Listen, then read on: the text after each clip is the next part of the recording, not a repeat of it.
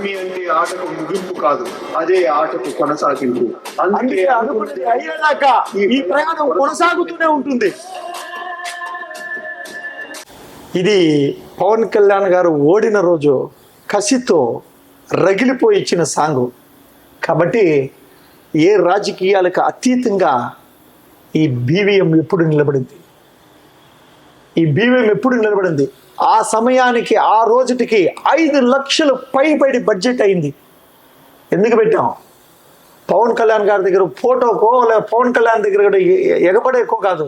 పవన్ కళ్యాణ్ గారు ఒక పోరాటానికి వచ్చినారు, ఆయన ప్రశ్నిస్తూ ఉన్నారు, వినూత్నంగా మాట్లాడాలనుకుంటూ ఉన్నారు, ఆయన ప్రజల్లో ఏదో ఒక చైతన్యాన్ని తీసుకొని రావాలనుకుంటూ ఉన్నారు, ఈయన ఒక సరికొత్త రాజకీయ విధానాలతో వస్తూ ఉన్నారనే ఉద్దేశంతో, ఇది సమాజంలో ఒక మార్పును తీసుకొని రావాలనే ఉద్దేశంతో ఆ రోజు బీవీఎం, ఈ బ్రహ్మ విష్ణు మహేశ్వర సంస్థ చాలా బలంగా నిలబడింది.